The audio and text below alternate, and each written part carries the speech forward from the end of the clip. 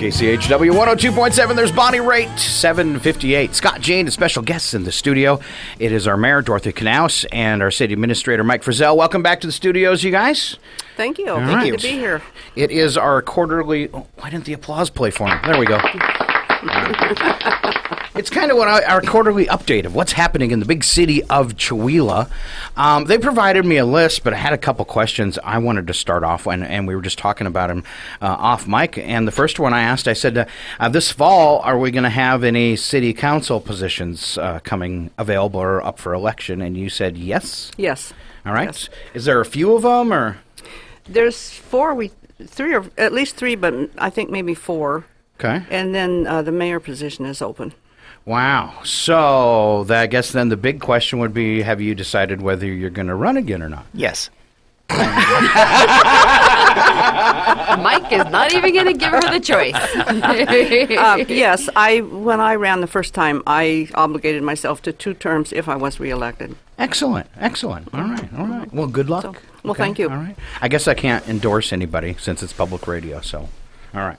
We'll stay away from that. So whoever does decide to try to run against her, no, you will be running against the mayor. That's right. All right. Okay. Right. Yeah, I think that's kind of obvious. Yeah, I'm just making sure so people are clarified, Yeah, Sure. all right. It was interesting that when I was reading over at Guess Elementary on Read Across America Day, the 6th graders asked me, well, what would you do if someone runs against you? And my answer was, if the people of Chewelah selected someone else that they thought could do a better job, then I'm all for it. All right. We want the best for the community. Well, and I know that's why you were talking into running in the first place, the first time, right? Yes. All right. Okay. Mm-hmm. So yeah, and it's not like you're getting that $100,000 a year salary or anything like that, right? All right. So now city council positions. I know some towns are like divided up into districts. How does ours work? If someone was thinking of running for one of the council positions, do they have to live in a certain section of town to be able to run for a certain seat? I think No. Okay. No. All right. So requirements are? They're just positions, 1 through 7. The requirements are that you live in the city limits for at least a year prior to being elected. Now, how many council positions do we have? 7. 7. Okay. I was thinking it was more for some reason. No, we have 7. All right. So 4 out of the 7 are coming up for election. That could be a big big change. Right. Right. And the filing period begins May 15th. Okay. So that's right up around the corner. Right. And sometimes people end up uncontested, don't they? Yes, oftentimes. All right. Oftentimes. Right. Now, it starts May 15th. When's the deadline to file? You just have a week. All right. You have Monday through Friday of that week to go to the county auditor and file. You might be able to file online this year, I'm not sure. But if no one files for a position, then they sometimes have an extended filing period. Okay. All right. Yeah, because you got to have that seat filled by somebody, right? Right. All right. All right. And that's kind of tough because, again, you're in a situation where you're looking for volunteers, right? Right. Volunteers who want to do a lot of work. Okay. And the council that we have right now is just excellent. They are so good about doing their own homework. All right. And it is, that's, I guess, the one thing that people you should have in common all there, that they all just kind of want what's best, even though their ideas might differ, but they want to see the best for Chewelah, right? That's right. And one of the things that I've really tried to promote with this council is to always look at the bigger picture, look at the whole population of 2,650 people and decide what's right for everyone. All right. Well, if you have a running mate this year, will you come back for your second KCHW debate? Of course. Because it was you and Teresa Shannon the last time. Yeah. You bet. All right. Excellent. Well, some of your questions that you guys had supplied to me, one of them was Addy legislation. What's that about? I just wanted to bring people up to date. We have a company out of Canada, High Test Sand, who is looking at the Addy Northwest Alloys site to locate there. And there's some legislation that would help them be able to do that. Tax incentive type stuff? Tax incentive, B&O tax, and public utility tax. They're their power bill for a year, they said in open testimony, was $30 million. So this would give a break to people supplying natural gas or electricity to their plant for a period of 10 years, provided that they didn't fall below 100 full-time jobs and that they paid at least 10% above the average county wage. Right. So the bill was originally introduced by then Representative Shelley Short in the House. It's House Bill 1403, and that goes to an executive session hearing tomorrow. Oh, wow. And then she transferred to the Senate, but she also had Senator Warnick do a companion bill. It's basically the same bill. It's Senate Bill 5515, and that is in the Ways and Means Committee right now. So it's looking pretty good for that legislation to pass. So there's one that's being decided right away, and then this if that doesn't happen, this Ways and Means one could save it? Yes. Okay. Mm-hmm. So kind of two chances, but maybe we'll know tomorrow whether it's executive session. I don't know what they do in executive Okay. session. All right. All right. So if this would pass, is it a pretty much for sure thing, or is there still a lot of hurdles to be jumped over before they pick There that were up? some hurdles. I've actually testified on the bill 3 times, twice in Olympia. Actually, Mike and I drove to Olympia and back heard in that. one day Wow. to testify when it was in the House bill. And then I went over again to testify on the Senate bill. And then Wes McCart, myself, and Rick Linehan testified remotely from Colville. The last time it was heard because of the road conditions, we didn't think we could get there. So just kind of off track and stuff, but when you're traveling like that with Mike, does it get kind of annoying? He says, "Are we there yet? Are we there yet?" She really doesn't say it that often.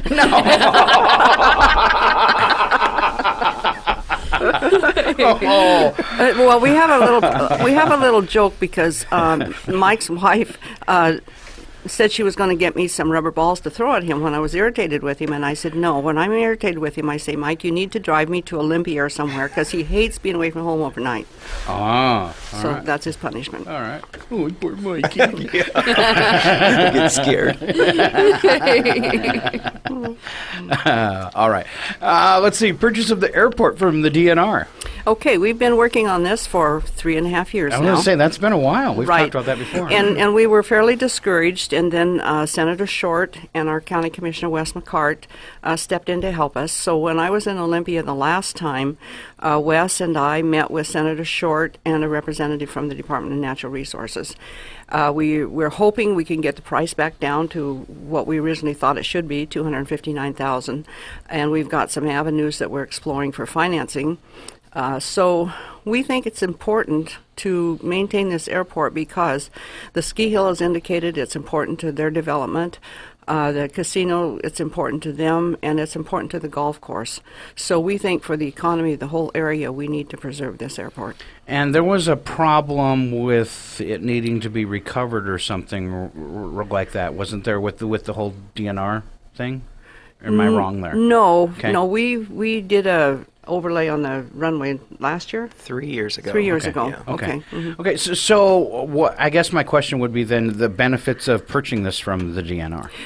Right now, we're leasing it on a 55-year lease, and we don't want to put anything up there permanent because DNR has indicated to us very, very strongly that if our lease runs out in 2035 and we don't renew the lease, that we have to remove the airport because they have no intention of having an airport there.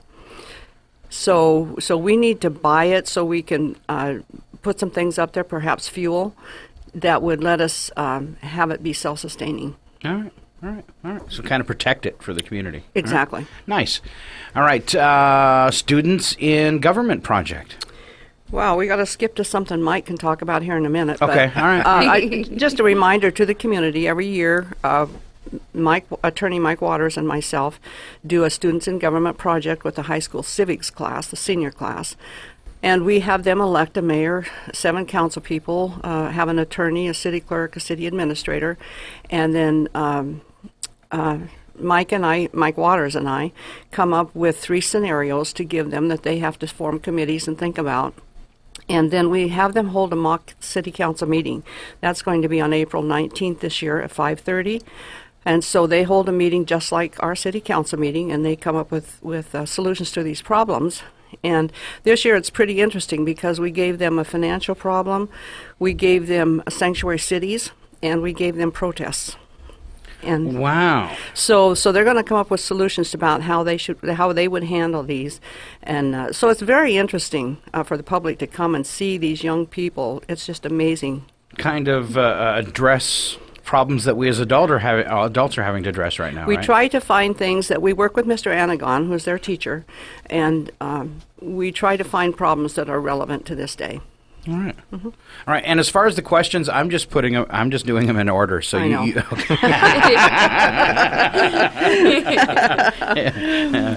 All right. Nobody likes late fees.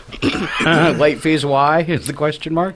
Right. I thought this needed some explanation because we've had some backlash from some members of the public. But what was happening at City Hall is that we were sending out 400 late notices every month. Our late fee was $5. That's a cup of coffee. So people were not too concerned about paying late.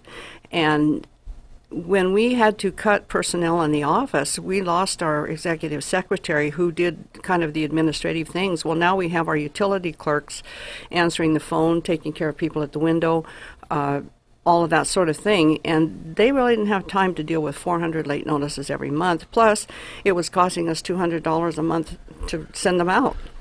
And then, so we talked to the council about it, and the reason we raised it to 25 is hoping that we could decrease that number, and we have been successful in decreasing that number. Yeah. Do you have a percentage so far or anything, or guesstimate? We're probably sent out 200 maybe late notices. Was it 200 or 300? It's coming down. It is coming down. And to put it into perspective, there's only 1,200 customers. And 400 of them were late. That was a huge chunk of it's them huge. being late. And all the time we would hear, well, it's just $5. Yeah, I'm willing to pay it. And there was people who were willing to pay $5 every month. And so we had to do something about it. And not only the cost of the mailings, but we were given 3 notices. It was 2 different mailings. And then we were sending people out as a 24-hour courtesy notice, a knock on the door, saying, hey, tomorrow you're going to be shut off. So we had to try to reduce some of those costs and make people a little more responsible about paying their bill. All right. And I suppose if they haven't paid attention and they didn't read the notices that came in their bills that first time they get one and they see the $25 late fee, they'll Right. go, oh, I better not do that anymore. Right. But we are asking people to, if they want to sign up for EFTs, they can just have it on their Automatic bank account. debits? Automatic. Yeah. Right. All right. The next one's road conditions, and I'm guessing Mike gets to talk about that. And the awesome SUV in the sinkhole. I couldn't tell from the picture in the paper. What street was that sinkhole on? It was on Court. No way. Yeah. All right. I used to live over there. Normally I would try to, ask why, how could somebody drive in that? But everything was melting at that point. I mean, there was water everywhere. It just looked like a big puddle, right? Yeah, it was not. It was a big hole. Wow. Yeah, it was a water leak, and that's something we've had quite a bit of with this freezing as well. Same thing, it's tearing the roads apart, is heaving water pipes and breaking them, and we had a leak there we weren't aware of, and she found it for us. So we had to come out. We came out and fixed that leak and 2 others that day. Wow. And that's no fun to do when the ground's all frozen and stuff, right? No, or wet. Yeah, I spent a lot of hours in those freezing holes as well. We did 4 one day when it was below 0, and it's just miserable. So shout out to the guys that are out there doing that, especially on the weekends away from their families. And it's not cold, easy. Wet, ugly it's work. miserable. Yeah. Yeah. All right. Maybe something to make you feel a little bit better. Batter. Spokane is in much worse shape. I don't know if you've taken a trip through Spokane. It's like there's a sinkhole around every corner or a big chunk of highway missing or something. It's really bad. So, we've got a lot, though. What's this do to your budget, Mike? We don't know yet. Okay. And before I answer that, I need to go back a step and give a shout out to Leslie and Annie. Okay. It's easy for us to sit in a room and discuss how to try to get a hold of people paying late and what we're going to do with the fees and all of that. And it comes down on 2 people, and those are the 2 people at the window who get abused at times. I mean, shouted at, yelled at. It's terrible. So I want to thank them for putting up with that. And I've seen that happen at our local post office and stuff too.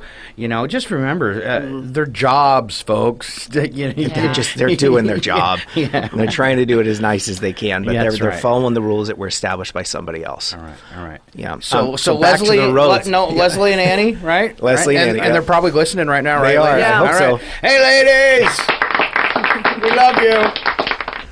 All right. All right. So the road conditions. I got called out at it was 6:30 in the morning for a road collapse in front of Zips, and this is a month ago. So we go out there. The bump, right? And and all the guys are in there having coffee, and my uncle is one of them, and they watched the road collapse, and it was that stuff. It was heavy traffic going over, but what it is. It's a common misconception, but the roads aren't sinking. The holes aren't sinking. They're just not heaving with the rest of the roadway. The frost is heaving the whole surface up. But there are places where the water lines cross and the sewer lines cross, and they're covered with different material, or there's heat within those. Not much, it might be 40-degree water, but if everything else is 30 degrees around it, it's not going to heave the same. So it's everything's just heaved up and in terrible shape right now, and we're not going to know the extent of the damage until the frost comes out, and we got another 3 weeks or so until we see that. This has happened in the past, and some of those same cuts that were a 1-foot pothole at that time are showing again, and they settle down, and sometimes we don't have to do anything with them, but they'll be our priorities. Whatever's damaged this year will be our priorities to fix this summer, but it's hard to do. You saw Spokane this morning; they found a asphalt plant open somewhere. I saw them that they were patching some of their roads in Spokane with that. We don't have any local asphalt, so we use what we call cold mix. It doesn't stay. It's just a temporary fix, but we fill that in. Ones like Ehorn Lane that we're going to rebuild this year, they're just throwing a bunch of gravel in those really deep ones just to get people through this heave. Trying to save your alignment. Yeah. All right. Yeah. All right. So big mess out there. Let's see. Service animals. We've had quite a bit of discussion about this lately, and so we've tried to educate both our police department and the community about when someone comes into a business with a service animal, the different things that you can ask to make sure it's a legitimate animal, not a pet, legitimate service animal. So we've contacted the Human Rights Commission. They've sent us a PowerPoint for training for our police department so that our officers understand, because they're the ones that get called, when a business asks an animal's owner to remove the animal. So it's just an education process, and if anybody wants to have any of that literature, they can contact me. I've got an 8-page printout from the Human Rights Commission that pretty well details what can and cannot be done, both by the owner and by the business. Can you share with me kind of situations where someone would actually ask that the animal be removed? Well, if an animal comes if a person brings an animal into your business and they say it's a service animal, because service animals are there to help the person with a disability. So different from a guide dog, which is a guide dog is for hearing or sight. But a service animal is someone that helps a disabled person or a person with a disability do different things. So what the owner of the business can ask the person is, you can't ask them what their disability is, but you can ask them, what is your dog trained to do for you? So if they don't answer that question, then the dog can be removed. Okay. All right. Do we see a lot of problems with that coming across, or just? We've had a couple instances lately, and so we want to educate ourselves. Okay, excellent. All right, the rezoning of the Pine Brook development. Mike, do you want to take this, or do you want me to? I'd be Why glad don't to we chime in. tag team it? You can go and start if I have something to fill in. Okay. Are we there yet?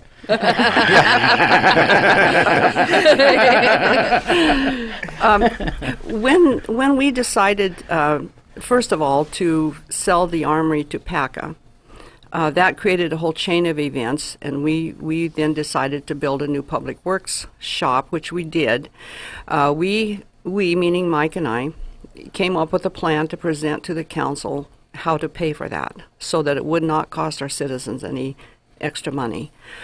We had several pieces of property which were looked at by a facilities committee. They decided which should be surplus and that we would offer those for sale to pay for our shop.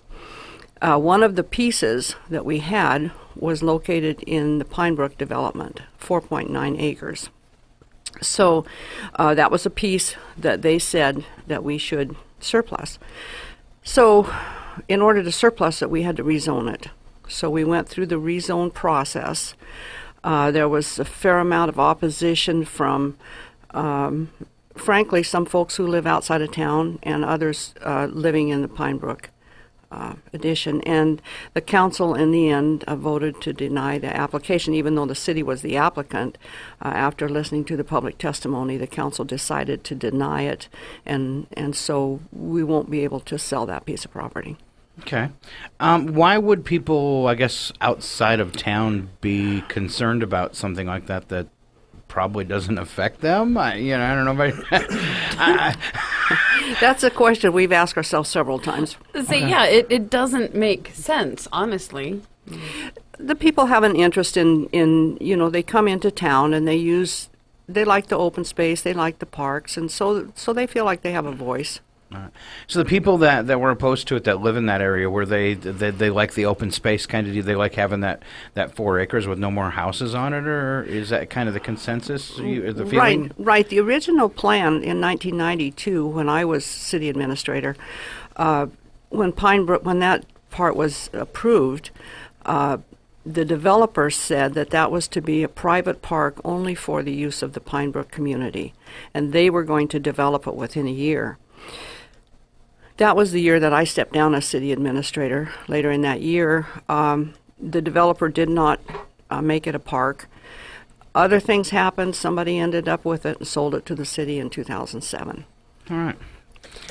Well, you'd think since it's all houses around there, maybe it would have made sense. In my head, it would have made sense. So, is it something you'll try to maybe attack again someday, or just No. because it kind of seems, I guess, in a way, if you weren't going to use that and build some kind of city, structure there, that it's just kind of, or a park, that it's kind of a waste. And I don't know. And that was what the facilities committee was doing. They looked at every piece of property that the city owned, including City Hall and the library. I mean, looked at everything, and they looked at the ones that had no use or weren't being used, and then suggested, well, these should be surplus properties. And that's the process we went through, and 8 of those properties were identified.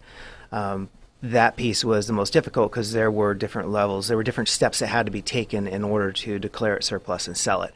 So it was kind of the last one we dealt with. All the other ones are sold at this point in order to pay for that new shop. All right. Well, I'm glad you guys had that on your list to talk about, because sometimes people grab my ear and yank it, and I got some complaints about the whole process, but they weren't fact based. Now that I talked to you.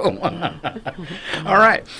So let's see. Last one, Neighborhood Watch meeting coming up on the 21st at the Civic Center. What's going on there? Mike, you went to the open forum. I was in Olympia. Yeah, so we had an open forum in the last council meeting, and that's the second one we've had, and it was just an opportunity for the public to come in and ask questions of the council and have some interaction outside of our normal or formal meetings. And it went really well the first time, and the second time, a lot of the discussion was based around the Neighborhood Watch and establishing a new Neighborhood Watch and how that might work. And Chief Burrows was there and had some suggestions, and he's been helping the leaders of that group put it together. And so what they're doing is they're having a meeting in the Civic Center on the 21st so that everybody can be there and hear the same thing. It's easy for people to hear something at the very end and then have their own questions and have their own opinions. But if you can get a bunch of people in the room and they hear the exact same information, it usually really speeds the process up. And so Chief Burrows will be there. Somebody from dispatch will be there to just try to help them through what should the process look like. I mean, when you guys are out there, who should you call first? So there's no extra burden on dispatch or the Chewelah police. But hopefully in the end, less crime. So when we're not just talking about an education thing here, where people are being more aware of what they see out their windows, is this actually people out driving around town, keeping an eye out for crime? I mean, what level is this trying to be taken to? What they said in the public meeting was they wanted the approach of sitting out on their porches, just keeping an eye out, and trying to organize having somebody always looking around the neighborhood. I don't think it's to the extent that people are going to be walking around, but I don't think they've decided that yet either. It's part of the meeting is to discuss at what level they're going to do that. At one time, we had a neighborhood watch program, and it was mainly up in the Crestmore Park area. And so a certain number of, I don't know if a block or 2 blocks or whatever they decide, and they all get together and agree that they kind of all keep their eyes out on what's going on in the neighborhood.